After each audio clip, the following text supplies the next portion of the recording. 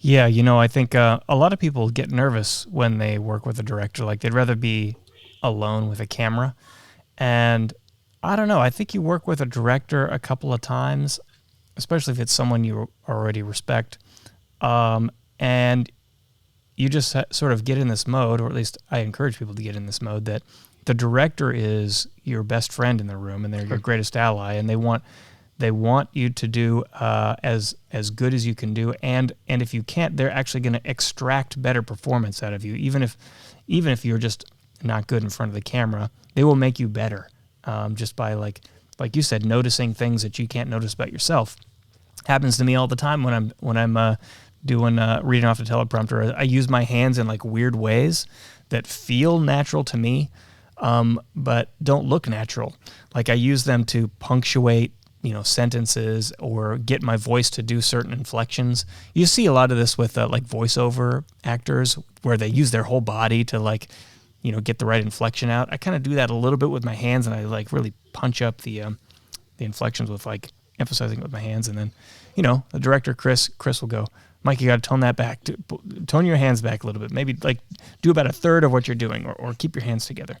And I never would have known that it was so silly because it feels natural at the time. And then, obviously, watching it afterwards at your edit bay is not a good thing to do. Like realizing after the shoot's over that you look like, you're being silly or something. Yeah, you're on drugs or something, just freaking out too much. But it can go the other way too, of like, is you're reading too slow, you're coming off way too mellow. Yeah. I mean, there's a lot of things as far as just being able to observe that energy.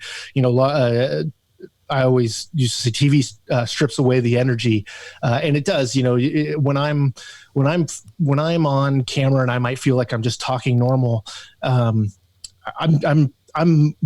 up a few notches than I normally would. I mean, I'm a pretty animated guy, and I have no problem being excited about stuff or what have you. But that sometimes the energy is not right, or you're matching with somebody else. I know, like I speak a lot faster. You're not as fast as me, but Nicole, she speaks slower, but by choice. Like she likes to seem studious, or not seem, she's totally studious, but like she likes to be that professor type of speaking, whereas I get ramped up and excited about something, and you can hear passion in my voice, whereas she likes to be methodical and speak clearly and those kinds of things. So really, if you put her and I next to each other, there's a huge energy difference, and maybe I tone down a little bit knowing that I'm going to be with her, and then maybe she does something that feels a little uncomfortable. I always would say, give me the ShamWow take, give me that excitement take that just in case it really doesn't come off right.